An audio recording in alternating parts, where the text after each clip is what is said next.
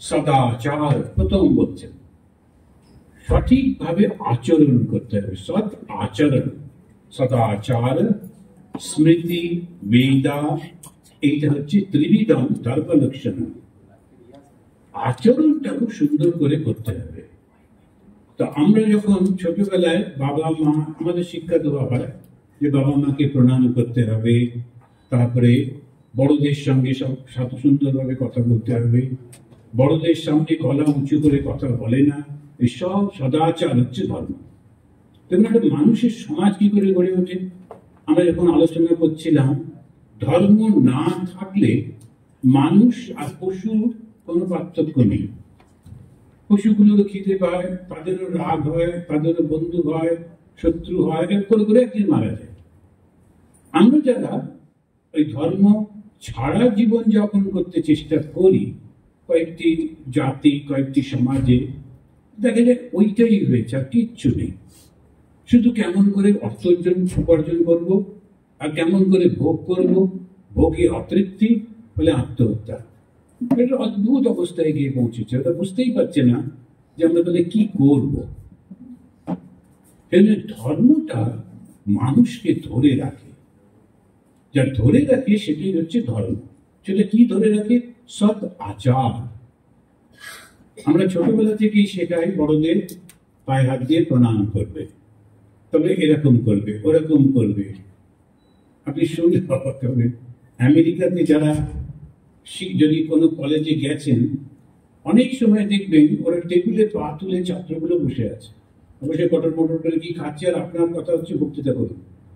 যা আমাদের এখান থেকে এক সাধু বাবা গেছিলেন, তিনি ওখানে ভাষণ দিতে, খুব উত্তেজনা।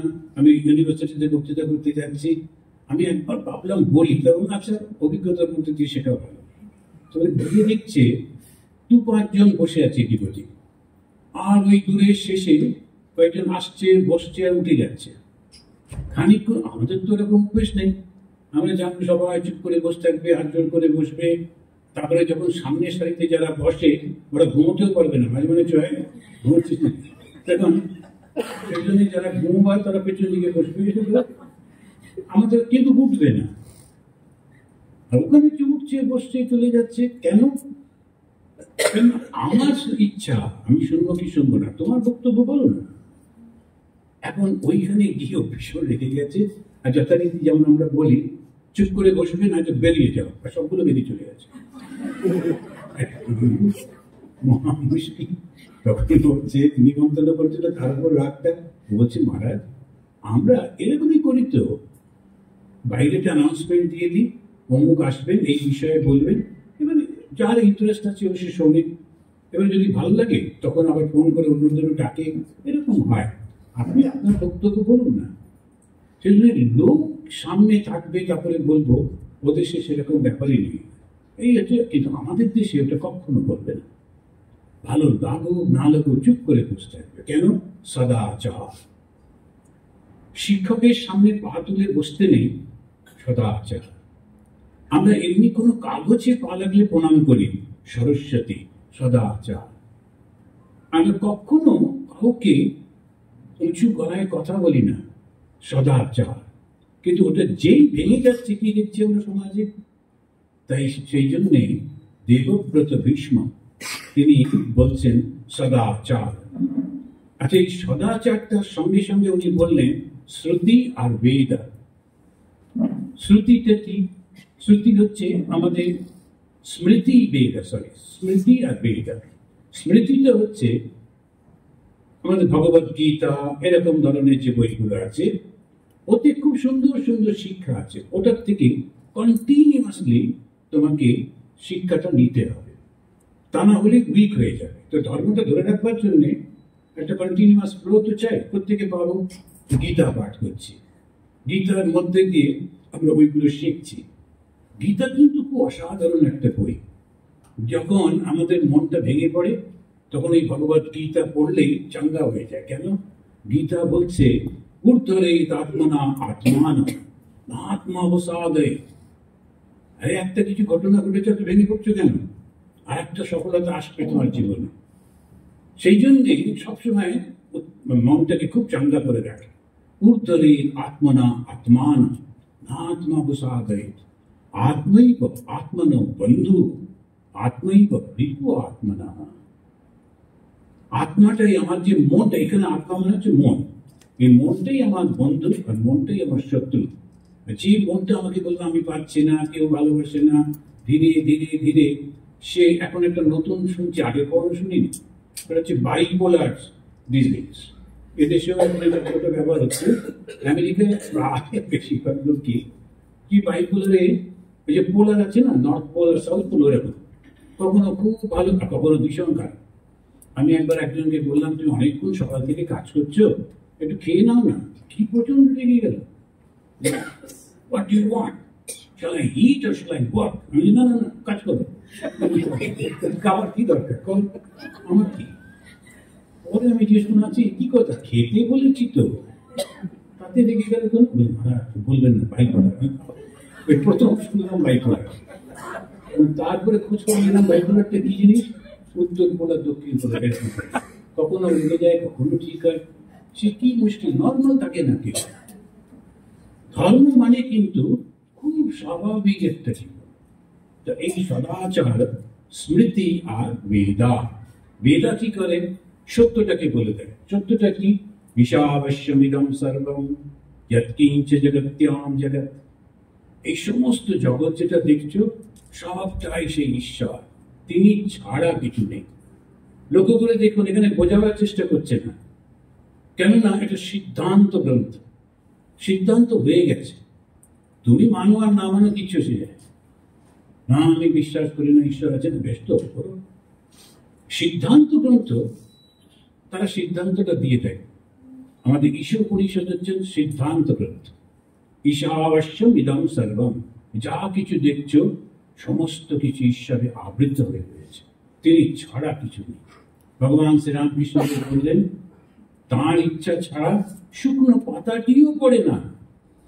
মানি আর না মানি, ওইটাই তো হয়ে চলেছে। আমি কত কি চেষ্টা করছি, হচ্ছে না, বা চেষ্টা করছি না, হঠাৎ করে হয়ে যাচ্ছে, তখন মনে হচ্ছে আমার দ্বারা হচ্ছে, তা কিন্তু না। এই যে সুন্দর সুন্দর গান করছে, ভগবানের কৃপা আছে বলে গানটি করছে।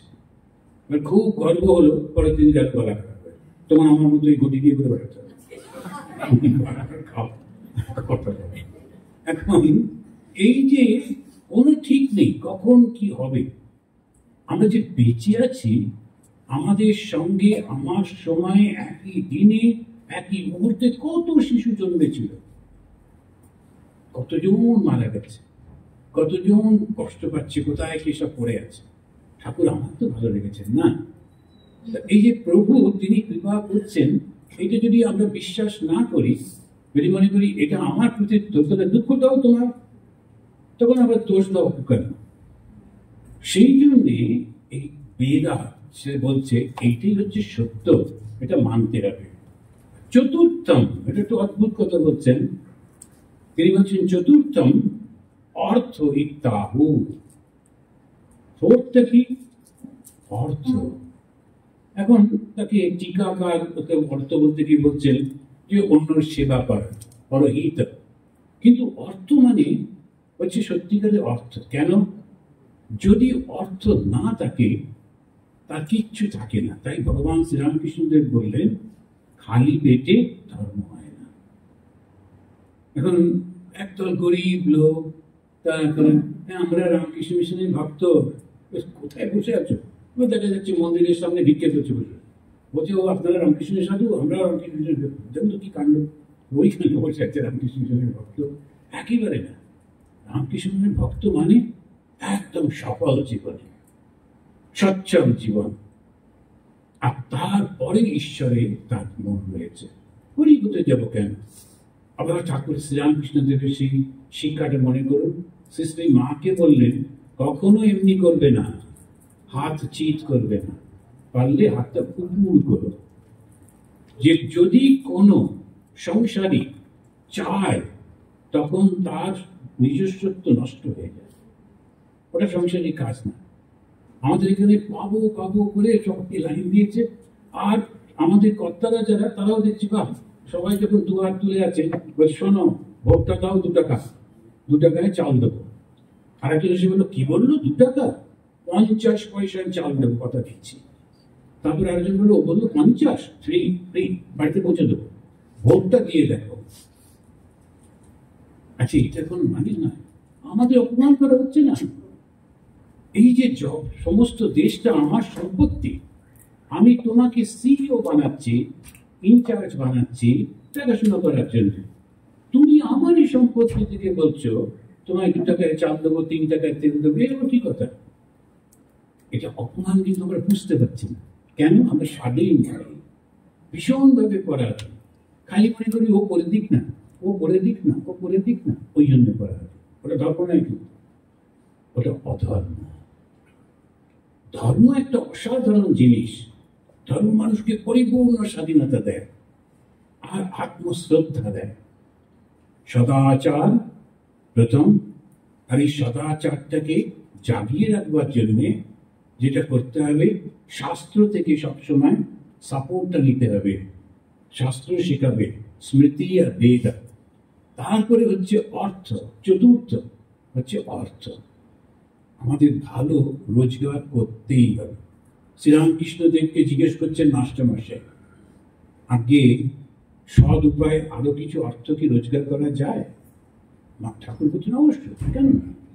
সৎ উপায়ে রোজগার হলে তারপরে তুমি সাধু সন্তদের সেবা করতে পারবে, ভালো কাজে দান করতে পারবে, কেন না? এখন এইটা হচ্ছে ধর্ম। যেই আপনি ভালো কাজে দান করছেন, গৃহী মানে দান করবে, রোজগার করবে, দান করবে, মাথা উঁচু করে থাকবে, অহংকার না, কিন্তু আত্মবিশ্বাসের সঙ্গে থাকবে, ওই হচ্ছে ধর্ম। এবং ধর্মটা আমরা বুঝতে পারি না, মনে করি মন্দিরে যাব, গির্জায় যাব, এখানে করবো, ওখানে করবো। অবশ্য ওগুলো তো প্র্যাকটিসের মধ্যে দিয়ে হচ্ছে, কিন্তু ধর্ম মানে এইগুলো। কখনো আমি আমার স্বকীয়তা নষ্ট করবো না। যত খারাপ কথা বলুক না কেন, আমি কখনো একটা খারাপ কথা বলবো না। ওই হচ্ছে ধর্ম। আমার ব্যবহারের মধ্যে কখনো এমন কিছু থাকবে না যা অন্যকে হার্ট করে। ওই হচ্ছে ধর্ম। তাহলে কি দাঁড়াচ্ছে? আমি কিন্তু আমার মনটাকে সংযত করছি।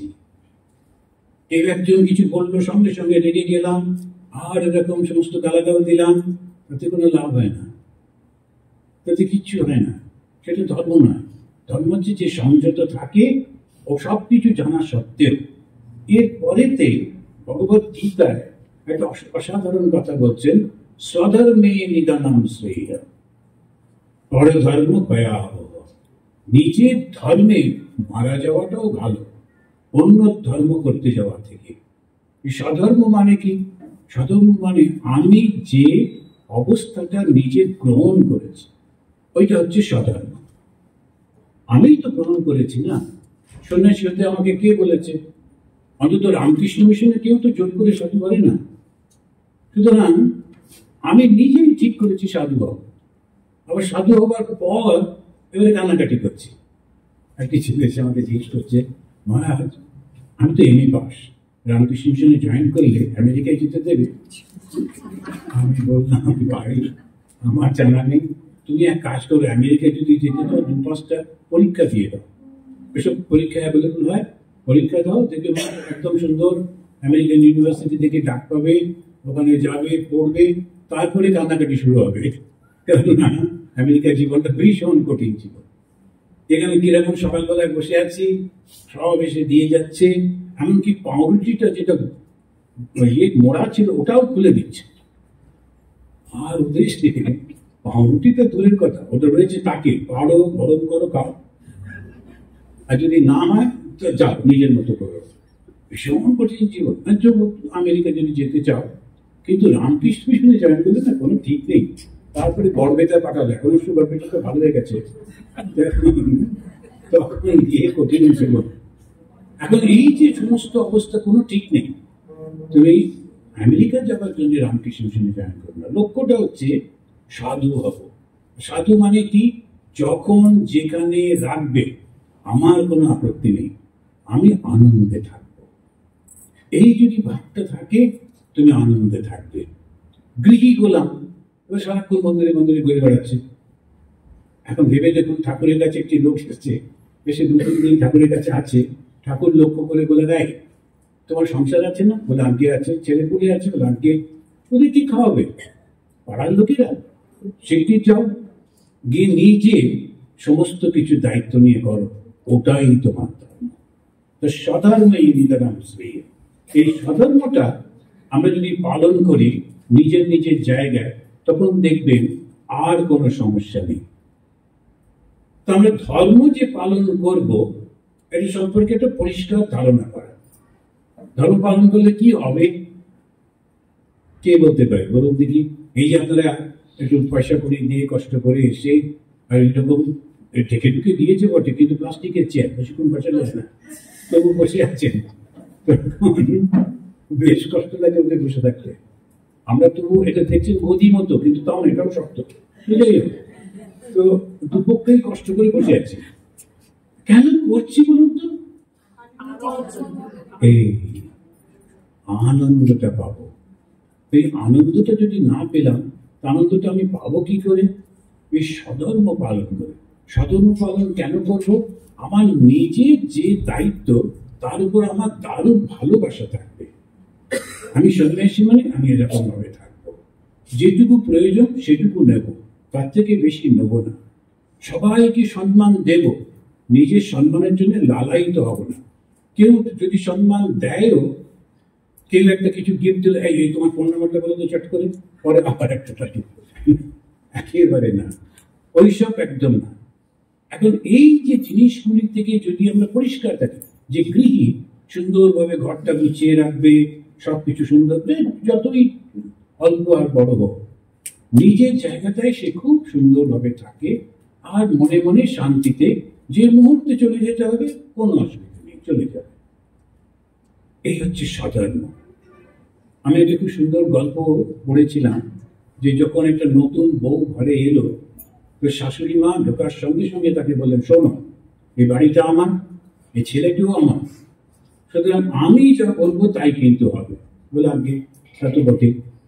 তাহলে বৌমা চাকরিতে বেরিয়ে যান, কাজ করে আসেন, এসে আবার যা যা করতে বলে সব করেন। আবার মনে হয় হচ্ছে স্বামীকে একটা রান্না করে খাওয়ায়, একটু মেয়েদের তো থাকে, একটু রান্না করে খাওয়ায়। কিন্তু যেটাই রান্না করবে শাশুড়ি মা বলবে, না, আমার ছেলে এটা খেলে শরীর খারাপ হয়, ওটা দেবো না, অন্য আরেকটা খেলে। ছেলেটাও ভয়ে ভয়ে কিছু বলে না। করে করে অনেক বছর কেটে গেল। ওর দুটি ছেলে, তাদের বিয়ে হলো, তাদের বৌমারা এলো, এরা তো নতুন মেয়ে, এসেই স্বামীর জন্য পাস্তা টাস্তা সব বানাচ্ছে টানাচ্ছে। তখন সেই বুড়ি শাশুড়ি এসে বলছে, আমার নাতিরা এসব খাবে না, কেননা আমাদের বাড়িতে এরকম এরকম হয়। ওই বৌমা কিন্তু সারা জীবন একটি কথা বলেন। এবারে কিন্তু নাত বউ যারা, তারা শুনবে কেন? শোনো, তোমার ছেলেটা ছিল ওই পর্যন্ত, ছেলের ছেলে তোমার না, ওটা আমাকে, ওটা হবে না।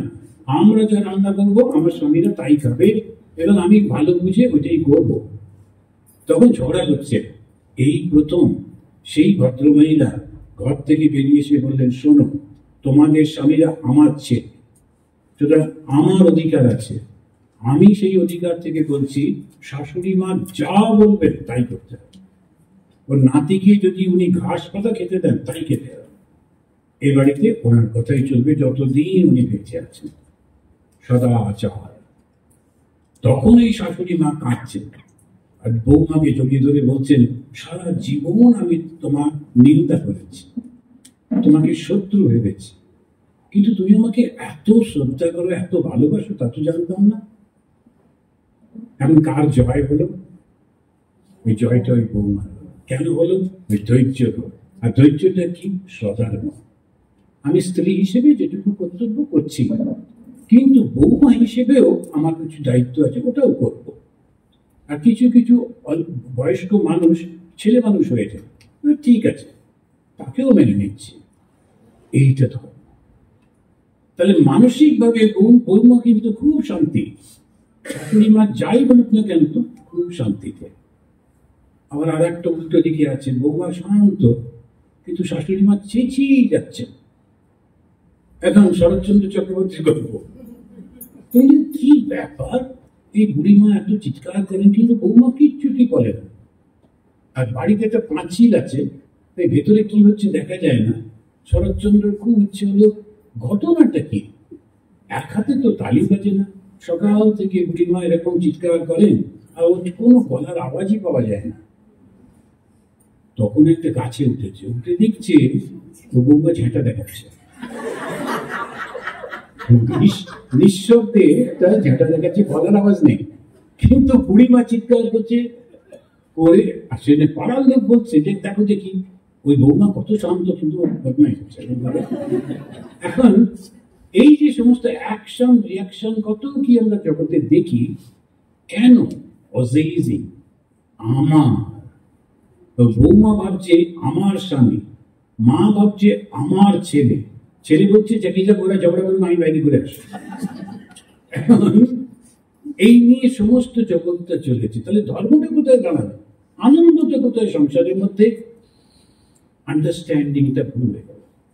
মা বললেন আমি আমার সন্তানের জন্ম দিয়েছি, বড় করেছি, সংসার করে দিয়েছি, এবার তোমার, আমার নয়, তুমি কর, তোমাদের মধ্যে যেমন হবে। আমাকে যদি উপদেশ দিতে বলো দু পাঁচটা কথা বলবো, কিন্তু তাছাড়া নয় ওই ধর্ম। তখন কি হবে? শান্তি, আনন্দ। এবারে 50 বার মন্দিরে যাচ্ছি, আর মন্দিরে গিয়ে সাধু মহারাজকে ধরে, মহারাজ কি উৎপাত চলছে, আর মহারাজ বলে আরে আমাদের উৎপাত কম নয়। দুপক্ষই কোনো লাভ হচ্ছে না। বলছে তুমি তো ঘরে সংসারের গুলো আমার গাড়ি চাপাচ্ছ, আমারটা কাকে দেবো, এই সমস্ত নানান রকম দুজনে মিলেই খুব বিরক্ত। ধর্ম হলো না, ধর্মটা কিন্তু শান্তির কথা বলে। আর একটা খুব অদ্ভুত জিনিস, শান্তি পর্বে তুলাধর বলে একজন সে জাজলিকে একটি কথা বলছেন, সে তপস্বী হচ্ছেন তুলাধর, আর তিনি ব্রাহ্মণ সন্তান জাজলিকে উপদেশ দিচ্ছেন। তুলাধর ব্রাহ্মণ নাম বোঝা যাচ্ছে, অব্রাহ্মণ, সেজন্য বললেন তপস্বী, কিন্তু এই ব্রাহ্মণ সন্তান বলে স্পষ্ট করলেন, করে বললেন সর্বভূত হিতম মৈত্রম পুরাণম ইয়ম যনাবিদু। তো ধর্মটা কি? বেদহম যাজলে ধর্মম সররহস্য সনাতন সর্বভূত হিতম। প্রত্যেকটি প্রাণীর হিত যদি কল্পনা করো, প্রার্থনা করো, সহায়তা করো, চেষ্টা করো, শ্রেষ্ঠ ধর্ম সর্বভূত হিতম।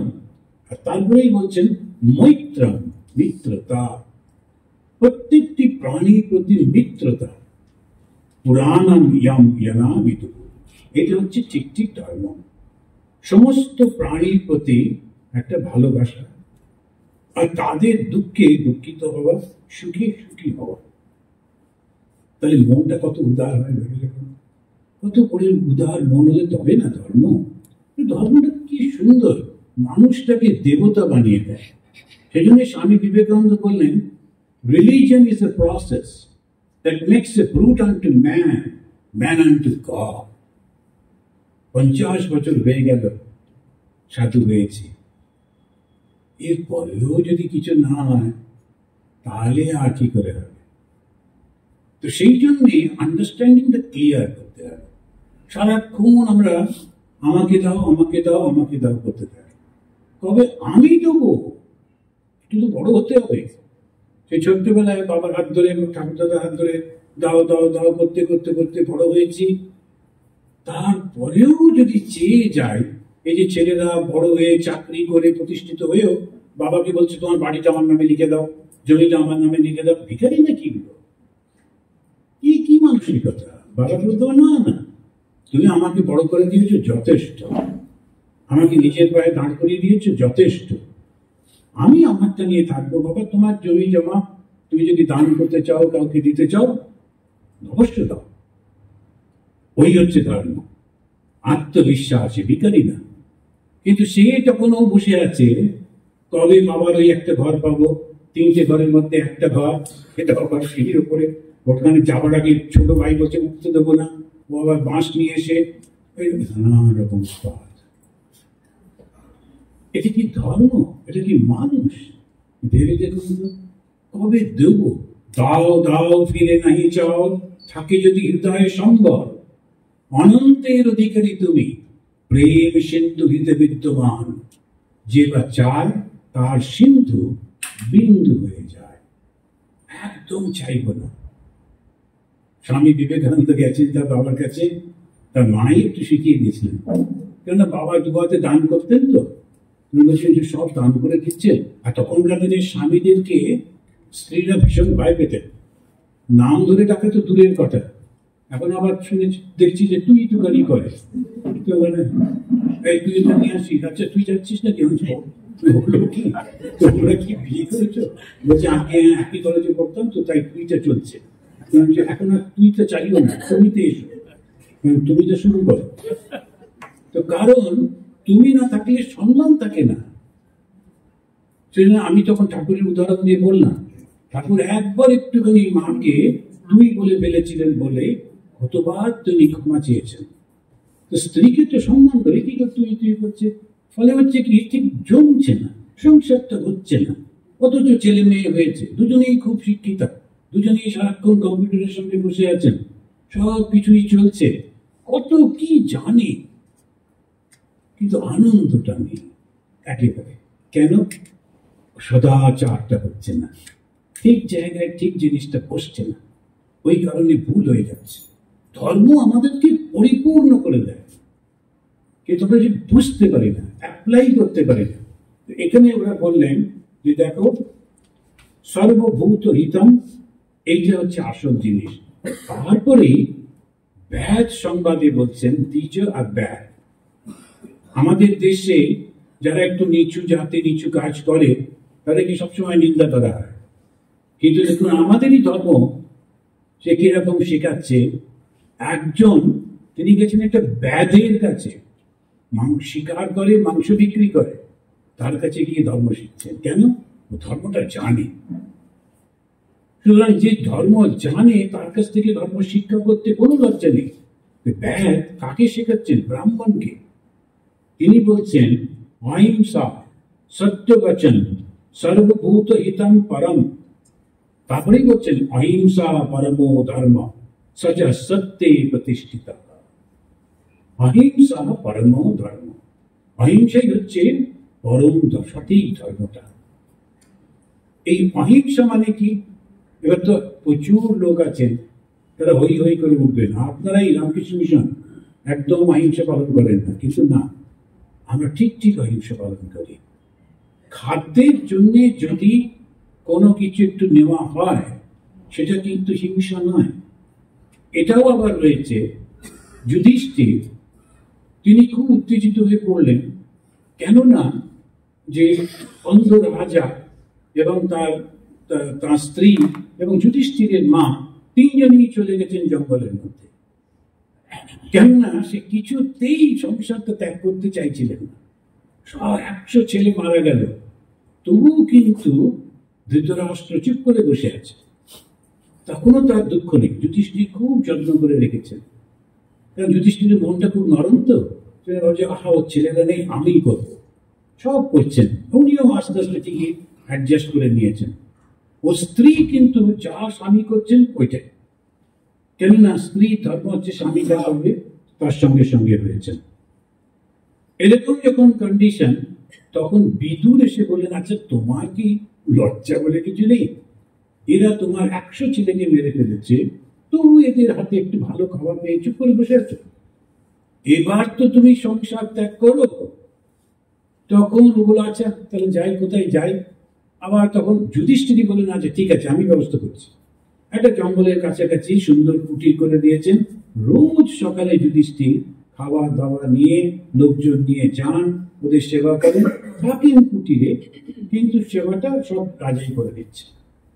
তখনও ওই বিদুর দেখলেন না, এরা তো কিছুতেই শুনছে না, আবার এসছেন, এসে বলছেন এবার তোমাকে সংসারটা ত্যাগ করতেই হবে। কেন? কেননা নইলে মুক্তি পাবে না। যে ওই বাসনা থাকলে মুক্তি নেই। বিদুর কিন্তু ওর উপরে রাগ করছে না, ওকে ভালো করার জন্যই বলছে এবার তোমাকে সংসার ত্যাগ করতেই হবে। তখন একটু কঠিন ভাষায় বলেছেন। তখন ওই ধৃতরাষ্ট্র, গান্ধারী এবং কুন্তী তিনজনে মিলেই শুনলেন জঙ্গলের একটা জায়গায় আগুন লেগেছে। তখন ওরা চলে যাচ্ছে সেই দিকে। ঠিক আছে, আর এই শরীরটা রাখবো না, শরীরটা থাকলে অন্যদের কষ্ট আর রাখবো না। এরকম ভাবে যুধিষ্ঠির ছুটে এসছে, এসে বলছেন কোথায় গেলেন, কে ওদের খাওয়াবে? সেই সময় ওই বিদুরী বলছেন যে দেখো তুমি চিন্তা করো না, নারদ বলছেন যে তুমি চিন্তা করো না। নারদ এসে বলছেন প্রত্যেকের জন্য খাবার ব্যবস্থা করে রেখে দিয়েছেন ভগবান। এই যে আমরা বলি না যে আমিষ নিরামিষ, নারদ তিনি স্পষ্ট করে বলছেন প্রত্যেকের খাবার সব ব্যবস্থা করে রেখে দিয়েছেন। যারা 4 পা তাদের জন্য ঘাস রেখেছেন, পাতা রেখেছেন, লতা রেখেছেন। আবার যারা 2 পা তাদের জন্য ওই 4 পা এবং মাছ এবং পাখি এর ব্যবস্থা আছে। ওখানেই বলছেন কেন না, এই সিস্টেমটাই এমন ভাবে করা যে প্রত্যেকে খাবারটা খাচ্ছে কিন্তু আমাদের হিংসা নেই। কোটি কোটি মাছের মধ্যে আপনি একটা মাছের টুকরো খেলেন কয়েকজন, তাহলে কি মনে করছেন মাছ সব শেষ হয়ে যাবে? তা কিন্তু না। অথচ আমরা যখন অন্যকে ঠকাবার জন্যে বাড়ি বানিয়ে দিলাম, কিন্তু তার মধ্যে ভালো সিমেন্ট দিইনি, খুব সস্তা লোহা দিয়ে বানিয়ে দিয়েছি বাড়িটা, আর তারা বুঝতে পারলেন বাইরে রং টং দেখে কিনলো, আর 5-7 বছরের মধ্যে বাড়ি ভেঙে পড়ে সব শেষ হয়ে গেল, ওইটা হিংসা নয়? অথচ যখন আমি খাচ্ছি গঙ্গা জল ছিটিয়ে, তারপরে আবার তুলসী পাতা দিয়ে একদম সুন্দর করে গাওয়া ঘি দিয়ে ভাত খেলাম, মাছের চারপাশে কোনো রকম মাছের ছবিই নেই, অথচ আমি মানুষকে খুন করলাম, মানুষকে ঠকালাম, তার থেকে 2টো মাছ খেলে কি হতে অসুবিধা হতো? ভালো করে এই দেশে এখানে এই হোটেলে খুব সুন্দর রান্না করে, 2টো পাবদা খেলে কোনো ক্ষতি নেই। গতকাল গিয়েছিল পাবদা, মনে পড়লো।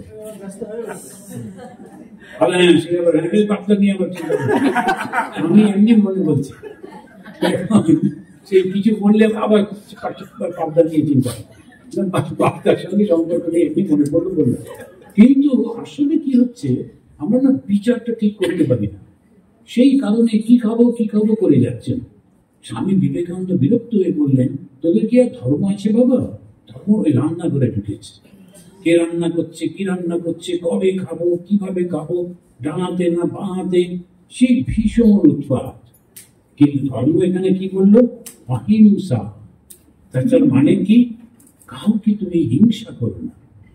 আমি হিংসা করছি না, খাদ্যের জন্য যেটুকু নিচ্ছি, কিন্তু ইচ্ছা করে নষ্ট করছি না, মারছি না, খুন করছি না। বিশেষ করে মানুষের প্রতি আমার খুব ভালোবাসা রয়েছে। সত্য বচন, ধর্মটা কি? সত্য বচন। ভগবান শ্রীরামকৃষ্ণ দেব যার আবির্ভাব মাত্রে সত্য যুগের সূচনা হয়েছে, স্বামী বিবেকানন্দ বলছেন, তিনি এসেই বললেন সত্য কথা কলি তপস্যা। তপস্যা মানে কি? ভীষণ কঠিন। সত্য কথা বলাই যায় না, আবার বললেও লোকে বুঝতে পারে না, সত্য কথা বললেও বুঝতে পারে না। এটা হচ্ছে কলির এই কাজ জন্য। সত্য বচন সর্বভূত হিতম পরম। প্রথমে হচ্ছে অহিংসা, তারপরে সত্য বচন, তারপরে হচ্ছে সর্বভূত হিতম। এটাকে বললেন পরম ধর্ম। এবার রামকৃষ্ণ মিশনের দিকে তাকিয়ে দেখুন, ঠাকুর যিনি ব্যবস্থা করলেন, স্বামীজি যিনি সেটাকে প্রতিষ্ঠা করলেন, প্রথম হচ্ছে সত্যকে ধরে রাখতে হবে। সব সময় সত্যকে ধরে থাকতে হয়। সত্যকে ধরে না থাকলে ধর্মটা থাকে না। অহিংসা, কারোর প্রতি হিংসা থাকবে না। সন্ন্যাসী কি করে হিংসা করবে? আমরা যে প্রতিজ্ঞা করেছি যে কারোর প্রতি হিংসা করব না। আপনারা যেমন বিয়ের সময় প্রতিজ্ঞা করেন, সংসারে বিয়েতে করে ওই যে আগুনটা নিয়ে ঘোরেন আর প্রতিজ্ঞা করেন, 7টা প্রতিজ্ঞা, জানেন তো? কিন্তু এত হই হই হয় বিয়ের সময়, যারা বিয়ে করছে ওরাও বুঝতে পারে না, আর পণ্ডিতরাও সেই চিৎকার করে যাচ্ছে, তার কথা কেউ শোনে না, এখন করে এই সমস্ত চলে গেলেন। কিন্তু আসলে ওই 7টা প্রতিজ্ঞা যদি বুঝতে পারতেন, মনে রাখতেন আর লিখে দরজায় টাঙিয়ে রাখতেন, তাহলে কিন্তু বিচ্ছেদটা হতো না। কেন? ওই 7টা প্রতিজ্ঞা পালন করতে হবে। ওটা সত্য বচন, একবার কথা দিয়েছি কথা রাখবো। আর সন্ন্যাসী আমরা ইষ্ট দেবতার সামনে, গুরুর সামনে গঙ্গা জল নিয়ে যখন আমরা আহুতি দিই, আমরা বলি from me no danger be to all that live, যে যেখানে আছে আমার থেকে কারোর কোনো ক্ষতি হবে না, কাউকে ক্ষতি করবো না। এ হচ্ছে সন্ন্যাসী। আর আমি যদি বলি নেবো আমার শত্রু, ওকে মারো, ওকে ধরো, কি করে আমি সেই পলিটিক্সের মধ্যে যাবো? সন্ন্যাসী পলিটিক্সের মধ্যে যেতে পারে না ওই কারণে, কারণ সত্য ভঙ্গ হয়ে যাবে। আমি প্রতিজ্ঞা করেছি আমার কারোর সঙ্গে শত্রুতা নেই, আমি কি করে শত্রু করব? বলবো এটা করো, ওটা করো। রাজনীতি মানেই তো পাওয়ার, আর পাওয়ার মানে কাউকে তো ঠকাতে হবে, সরাতে হবে। সন্ন্যাসী সেটা করবে না, গৃহীরা করবে। গৃহীদের ওটা অধিকার আছে, সন্ন্যাসীর প্রতিজ্ঞা নষ্ট হয়ে যাবে। প্রতিজ্ঞাটা রাখতে হবে। সত্য মানে কি? প্রতিজ্ঞাটা রাখতে হবে। শ্রীরামচন্দ্র আমাদের ওইটাই শেখালেন। একবারই বললেন না ধ্যান করো। পুরো রামায়ণে আপনি কখনো পাবেন না শ্রীরামচন্দ্র বলছেন ধ্যান করো কিংবা তুমি তীর্থযাত্রা করো, একবার বলছেন? পুরো রামায়ণে একবারও নেই, কিন্তু বলছেন কথা রাখতে হবে। সেটাকে খুব সুন্দর করে ওই বলা হয়েছে, ওই হিন্দিতেই বলে, রঘুকুল রীতি কি সদা চলি আয়ে, প্রাণ যাও বচন না যায়। কত বড় কথাটা, প্রাণ যায় যাক। আবার রামচন্দ্রের অনেক আগে উপনিষদে আমাদের সেই ছেলেটি, কি নাম বলছি বলুন তো উপনিষদে? নচিকেতা। আসানসোলের ওনার খুব পড়াশোনা আছে, আমার সামনে বসেছে, ওই জন্য আমি চান্স দিচ্ছি না যদি ভুলে। এই যে রঘুকুল রীতি অনেক আগে উপনিষদে ওই ছেলেটিও কিন্তু বলছে, অনুপস্য যথা পূর্বে প্রতিপস্য তথা অপরে, শস্যমিব মর্ত পচ্যতে শস্যমিব অজায়তে পুনঃ। যদি তুমি কথা না রাখো বাবা, তাহলে কিরকম হবে জানো? ওই ঘাসগুলোর মতো জন্মাচ্ছে আর মরছে, জন্মাচ্ছে আর মরছে। কথা রাখতে হবে। স্বামীজি বললেন, মরদ কা বাত হাথি কা দাঁত। একবার কথা দিয়েছি তো কথা থেকে ফিরবো না। যখন বিয়ে করছেন তখন প্রতিজ্ঞা করছেন, এই নারীকে সারা জীবন রক্ষা করব, করতেই হবে যত কষ্টেই। কেননা আমি যে কথা দিয়েছি। শ্রী রামচন্দ্রকে যখন মা সীতা বলছেন, তুমি তো এখন আর রাজা নও, তুমি কেন ওদের জন্য যুদ্ধ বিগ্রহ করবে? ঋষিগুলো এসে বলেছে, রাম এই লোকগুলো উৎপাত করছে, একটু দেখবে? আচ্ছা আমি দেখে নিচ্ছি। সীতা তখন বললেন, তুমি কেন এরকম করবে? তোমার এই অস্ত্রগুলো করবে, অস্ত্রগুলো কোথাও রেখে দাও, অস্ত্র হাতে থাকলেই মনে হয় মারবো।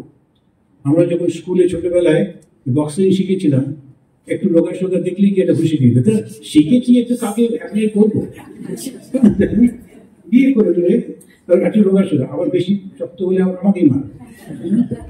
এখন এই অ্যাপ্লাইটা যেই একটু কিছু হিমস্ত্রতা হচ্ছে সেইটাই, অস্ত্র থাকলেই মনে হয় একটু কিছু করি।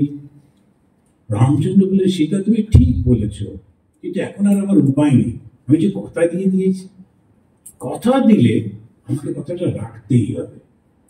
ভীষ্ম বলেন, আমার উপায় নেই, আমি যে কথা দিয়ে দিয়েছি, কথাটা রাখতেই হবে। আমি জানি ভুল করছি, কিন্তু উপায় নেই, কথা দিয়েছি, কথা রাখতেই হবে। আর সেই নচিকেতা ওর বাবাকে বললো, কথা দিয়েছ, কথা রাখো বাবা। এই যে কথা দিয়ে কথা রাখতে হবে। কিছুদিন আগে পর্যন্ত আমাদের বাবা ঠাকুর দাদা মরবার আগে তারা ভগবানের নাম করতেন না। তারা ওই ডেথ বেড থেকে ছেলেকে বলতেন, বাবা আমি 10টা টাকা ওর কাছ থেকে নিয়েছিলাম, ওকে ফেরত দিস। আর অমুকে একটু সাহায্য করবো বলেছিলাম, ওকে একটু সাহায্য করে দিস। কথা দিয়েছি, কথাটা রাখতে হবে। এখন বাবা মারা যাচ্ছে, 4 ছেলে বাবার চারপাশে, বাবা কান পেতে, বাবা কি একটা বলছে, কান পেতে শুনছে। বাবা বলছে অমুক জায়গায় কিছু টাকা আছে, তুই নিস। আর তারপরে ওকে বলছে তুমি ওই জমিটা নিও, তোকে বলছে দোকানটা নিও। আর ওরা বলছে বাবা সজ্ঞানে স্বর্গে যাচ্ছেন, সজ্ঞানে স্বর্গে যাচ্ছেন, খুব খুশি। এবারে বাবা বলছেন, আমি ওর কাছ থেকে কয়েক হাজার টাকা ধার করেছিলাম, একটু শোধ করে দিস তোরা। বলছে বাবা ভুল বকছে, এখনো ভুল বকছে, মৃত্যুর আগে লোকে ভুল বকেছে। আচ্ছা দেখুন দেখি, আগে শুধু সব সজ্ঞানে ছিল, এখন সত্যটা কোনটা? এইটাই হচ্ছে ধর্ম। কোনটা? সদাচার। দেখুন ধর্ম মানে কত সোজা। ধর্ম মানুষটাকে কিরকম করে দেয়? দেবতা করে দেয়।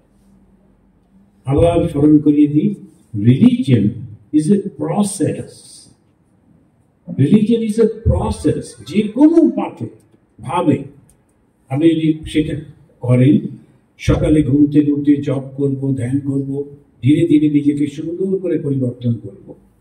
আমি শুধু লোকের কল্যাণ কামনা করব, লোকের সুখ হোক আনন্দ হোক সেটা করব। কাউকে কখনো আমার ব্যবহারে বাক্যে দুঃখ দেব না। ধীরে ধীরে আপনি দেবতা হয়ে যাচ্ছেন। কারণ দেবতা মানে কি?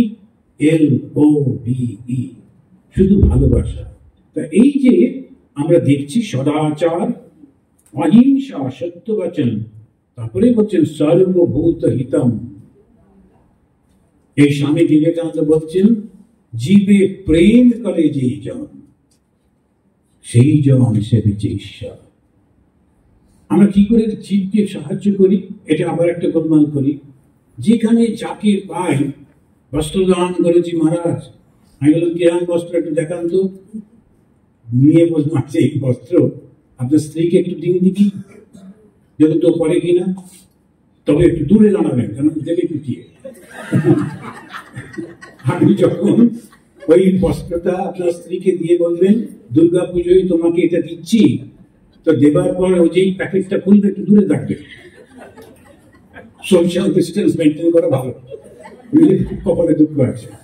আর ওইটা আপনি দিচ্ছেন সমস্ত মহিলাদের, আর দিয়ে 500 জায়গায় বলে বেড়াচ্ছেন আমার বস্ত্র দান করেছি, বস্ত্র দান করেছি। ওটা বস্ত্র হলো?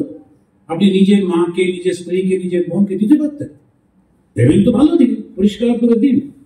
আর নইলে ওরকম ভাবে দিতে নেই, ওদের কোনো পার পায় না, কোনো পার পায় না। ও বেচারিদের উপায় নেই বলে নিয়ে যায়। একবার ধুলো আর এই বস্ত্র পরা যায় না। অবশ্যই নেতার কাজে লাগে, ঘরটা পরিষ্কার করতে সুবিধা হয়। কিন্তু আমরা দিয়ে চতুর্দিকে ঢাক বাজাই, তারপরে ছবি তুলে টানিয়ে রাখি, আবার সব জায়গায় জায়গায় পাঠিয়ে বলি 5,000 লোককে আমরা খাদ্য দিয়েছি। কি খাদ্য? রাস্তায় বসে খাওয়াই, ধুলোর মধ্যে বসে আছে, দুম দুম করে খিচুড়ি দিচ্ছি। আর যারা খিচুড়ি দিচ্ছে যাওয়ার সময় খাবার থালা সামনে নিয়ে হেঁটে হেঁটে যাচ্ছে, তাদের চরণ ধুলি আবার এর মধ্যে পড়ছে খাবারের মধ্যে। কেন করি এরকম? কেননা ভালোবাসি না, জানেন তো, ভালোবাসি না বলে শুধু এমনি এমনি করছে। আমি হলে খেতে পারতাম না, খেতে পারতাম না। কিন্তু আত্মসেবা, আমি যেটা পারবো না আমি কি করে অন্যকে দেবো? নিজে যদি আমি ওরকম ভাবে পারতাম না, তাহলে কি করতে হবে? সাহায্য করতে হবে, খেতে দিতে হবে। অল্প কিছুকে দিলেও ভালো করে দিন, সুন্দর করে, ভালো করে বসিয়ে তাদেরকে সুন্দর সম্মানের সঙ্গে পুজোর মতো করে জীবে প্রেম করে যে যায়। প্রেম মানে কি? সেই শ্রদ্ধার সঙ্গে দিচ্ছি, আর দিয়ে তার জন্য কল্যাণ হয়। তারপরে তাকে গাইড করছি, আচ্ছা তুমি এইটা করে দেখো না, যদি কিছু অর্থ উপার্জন করতে পারো, ওর মধ্যে দাঁড়াতে সাহায্য করতে পারো, ভিক্ষে দেওয়া নয়। আমি যখন এই দেশ থেকে চলে যাব, আমি গেছি কাশিতে, গঙ্গায় স্নান করে একজন লোক, ওই যেমন ভক্তরা থাকে, মহারাজ এটা আপনি দান করে দিন বলে 1,000 টাকা দিল, 10 টাকা নোট। তখন আমি দেখলাম অনেকে বসে আছেন গেরুয়া পড়া এমনি কানেক্টার ভিখারি, তখন আমি 10 টাকা করে করে দিচ্ছি। হঠাৎ দেখলাম একটা ট্যাক্সি ড্রাইভার এসে দাঁড়ালো।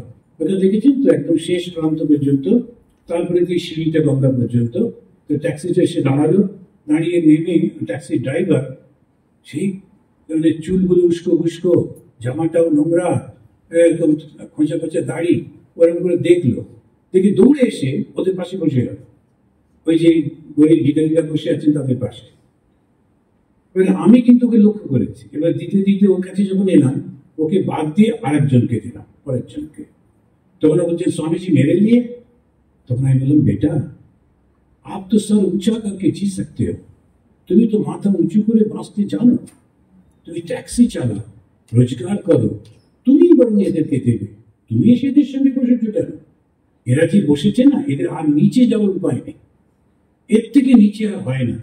যারা রাস্তায় বসে গেছে ওদের থেকে নিচে আর হয় না, শেষ হয়ে গেছে এরা, তাই একটু এরকম করছে। তুমি কেন কেন হাত পাতবে? তুমি নিজের মতো করে রোজগার করবে, তারপরে পরিষ্কার পরিচ্ছন্ন থাকবে, তুমি এসে এদেরকে সাহায্য করবে। দিতে শেখো, নিতে না। লোকটা না উঠে পড়লো, উঠে করে প্রণাম করে চলে গেল। আমার মনে হলো একটা আত্মবিশ্বাস ফিরে পেল, আত্মসম্মান ফিরে পেল। তো দিয়ে যেন ফিকারি না করে দিই।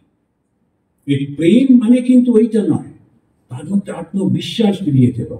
এই তো তুমি বেশ এটা পারো, কেন করতে পারবে না? অবশ্যই পারবে। এরকম করে দিতে হয়। তিনি বলছেন সর্বভূত হিতম পরম। সর্বভূতকে যে আমরা ভালোবাসছি ওটা হচ্ছে ধর্মের চরম। কেন? সবার মধ্যে যে সেই ঈশ্বর রয়েছেন, সবার মধ্যে ঈশ্বরকে দেখা, নইলে সোশ্যাল ওয়ার্ক হয়ে যাবে, পুজো হবে না। আমরা কিন্তু সোশ্যাল ওয়ার্ক করি না, পুজো করি। একবার একদল সাধু একদম প্রথম যুগে রিলিফ করে এসে শারদানন্দজি মহারাজকে বলছেন, মহারাজ আমরা রিলিফ করে এলাম, এই করলাম সেই করলাম। তো শারদানন্দজি বলছেন তুমি কি দিয়ে এলে? বয়স হয়েছে, শুনতে পাচ্ছেন না। আবার লিস্টটা বলছে আমরা এটা দিয়েছি সেটা দিয়েছি। আবার থামার পর বলছেন তুমি কি দিয়ে এলে? এতবার বলছি, শুনতে পাচ্ছেন না। তখন মহারাজ বলছেন ওই জিনিসগুলো কিছু লোক দিয়েছে, আর সেই জিনিসগুলো বয়ে নিয়ে গিয়ে তুমি অন্যদের দিয়েছ। তুমি তো পোস্টম্যানের কাজ করেছো, এখানে এগুলো তুমি নিয়ে গিয়ে দিলে। তুমি কি দিলে? তখন ওরা বুঝতে পারছে না। তুমি কি প্রার্থনা দিয়েছ তাদের জন্যে? ওইটাই হচ্ছে আসল। আমারও জীবনে একটা ঘটেছিল। গোলপার্কের একজন সাধু, অনেক সিনিয়র, তিনি আমি গেছিলাম বহরমপুরে। ওখানে একজন ভক্ত নেমন্তন্ন করেছে, আমার মনে হয় লাঞ্চে। গিয়ে খুব সুন্দর করে খাইয়ে দাইয়ে যখন বেরোচ্ছি তখন উনি আমার বলছেন, এই এটা যে এত খাওয়ালো টাওয়ালো, তুমি এদের কি দিলে? আমি তখন তো খুব নতুন রেলে বলছি, মহারাজ আমি জানতাম না, তাহলে তো দুটো চারটে বই কিনে আনতে পারতাম এদেরকে দিতে। বই এদের ভর্তি, বই না, তাহলে তাহলে মায়ের ঠাকুরের লকেট ওটাও না, তুমি কি দিলে? এইটা বলেছিলেন তখন। ওর কাছে এই গল্পটা শুনি, বলেছিলেন প্রার্থনা দিয়েছ, এই যে এরা খাওয়াচ্ছে, এই যে এরা যত্ন করছে, এদের মঙ্গল হোক, কল্যাণ হোক। ঠাকুর ওরা আমাকে খাওয়াচ্ছে না, ওরা তোমাকে দিতে চাইছে, তোমাকে হাতের কাছে পাচ্ছে না, আমাকে বলেছে। যেহেতু আমি তোমার নামে গিরবা নিয়েছি, তোমার নামে সাধু হয়েছি, তাই এরা এত ভক্তি করছে, ভালোবাসছে। একেবারে ভুলে যেও না, ওরা তোমাকে চেনেই না। যেদিন এই বস্ত্র ছেড়ে দিয়ে প্যান্ট শার্ট পরে এসো, ওইখানে ঢুকতে দেবে না। টিকিট কেটেছেন বলে বাকি পাইয়ে দেবে, তোমাকে বলবে টিকিট কাটেননি তো, আজকে হবে না, পরে আসুন। এই বস্ত্রটা পড়েছে বলে এত সম্মান, এত কিছু তোমাকে দিচ্ছে না, ঠাকুরকে দিচ্ছে। কখনো ভুলবে না। আর সব সময় এক কাপ চাও যদি দেয়, ওদের জন্য প্রার্থনা করবে। পরহিতা সবসময় কি জিনিসপত্র দিয়ে করতে পারি? প্রার্থনা দিয়ে করতে পারি, গাইডেন্স দিতে পারি। ওই যে ছেলে মেয়েগুলো আসে, কি হয়েছে তুই পরীক্ষা ফেল করেছে? কিচ্ছু নেই, কত লোক ফেল করে তো কি হলো? এই সবাই যারা স্কুলে ফার্স্ট হয় তারা সারা জীবনে খুব ভালো পায়? কিচ্ছু না, খুঁজেও পাওয়া যায় না। কিন্তু তোমার জন্য একটা জায়গা মার্ক করা আছে, তুমি সেটাতে যাবেই যাবে। ওকে উৎসাহ দেওয়া, ওটাও কিন্তু তাকে সাহায্য করা। এই যে ভাবে পরহিত। আজকে এই প্রথম অধ্যায়টা আমরা এইভাবে, তারপরে আমরা যে চারটে পথে যাব, এই চারটি আমরা বলে রাখি, পরে আলোচনা করব। সেটা আবার একটা অন্য গল্পের মধ্যে দিয়ে। সেখানেতে বলছেন ধর্মের চারটি স্তম্ভ। তৃতীয় স্তম্ভ প্রথমেই হচ্ছে তপ, তারপরে শৌচ, দয়া আর সত্যম। ধর্মের চারটে পিলার আছে, চারটে পা। কি কি? প্রথম হচ্ছে তপ, তপস্যা। সতপস্তপ্যত সতপস্তপ্ত্বা।